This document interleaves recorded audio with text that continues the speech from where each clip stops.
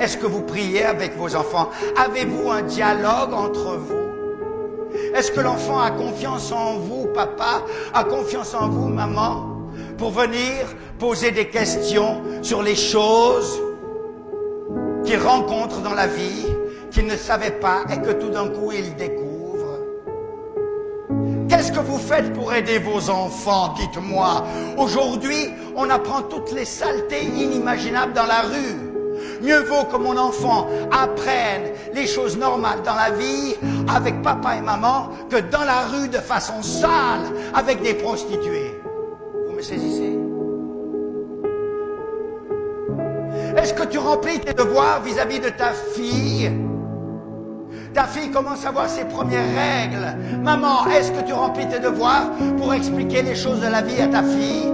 Et papa, ton fils il grandit. Et il se trouve agressé par toutes sortes d'histoires qu'il entend et toutes sortes d'images qu'il voit à la télévision, qu'il voit sur les affiches. Tu dois préparer ton fils bien plus jeune maintenant qu'avant. Bien plus jeune que maintenant qu'avant. Si tu ne le fais pas, tu seras coupable. Il faut qu'il y ait un dialogue entre toi et tes enfants. Si tu ne sais pas comment t'y prendre, demande à Dieu. Mais c'est ton devoir. Oh, je sais, c'est pas selon la culture. Je m'en fiche de la culture.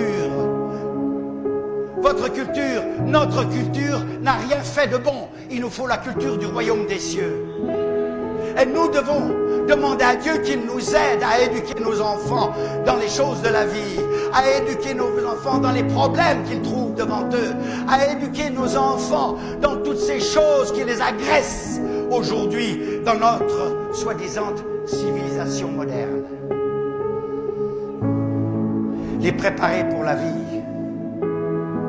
Vous devez dire à vos enfants, ce n'est pas parce que tu es attiré par ce garçon ou ce n'est pas parce que tu es attiré par cette fille que forcément tu dois avoir des relations avec, d'une façon ou d'une autre.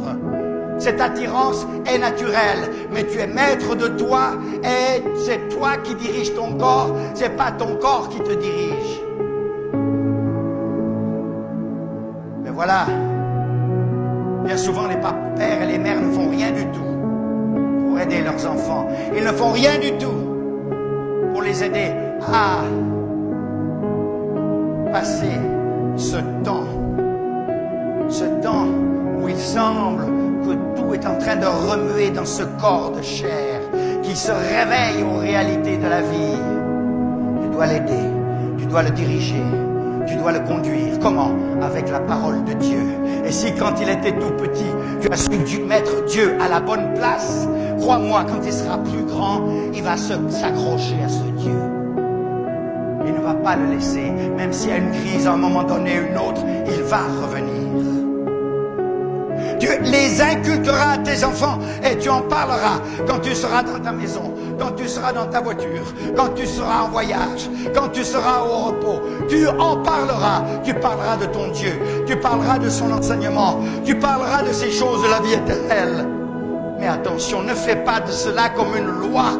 Ne fais pas comme cela comme une obligation. Il y a des parents qui disent, bon les enfants, maintenant venez, c'est le culte de famille. Et puis le culte de famille est tellement sec que les enfants, ça les embête. Alors ils viennent comme ça, en train dans la... Moi j'étais justement en train de jouer avec mon camarade, etc., etc. Allez, tu t'assois, maintenant tu écoutes la parole de Dieu. Ah là là là là là. Faites de cela une joie. Faites de cela une bénédiction. Faites de cela un moment de bénédiction avec les enfants. Faites de cela quelque chose qui est joyeux, où il y a échange les uns avec les autres. Quelque chose d'intéressant. Vous ne savez pas faire? Eh bien, demandez à Dieu, il vous apprendra. Celui qui manque de sagesse, qu'il demande à Dieu, et Dieu lui donnera sans reproche.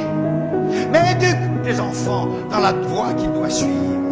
L'intention de ce commandement, l'intention de Dieu de ce commandement, n'est pas pour mettre un fardeau sur les enfants afin qu'ils soient obéissants et soumis de façon servile comme un esclave qui tremble pour la punition au cas où on ne fait pas exactement le commandement. Si c'est ça l'esprit, eh bien vous détruisez tout.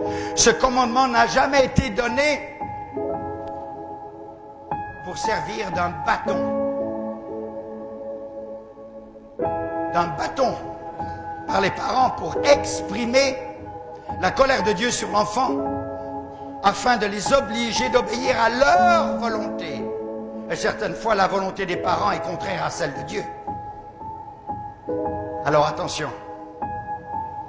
Attention. Ces commandements que Dieu a donnés ont joué un très grand rôle dans la communauté d'Israël.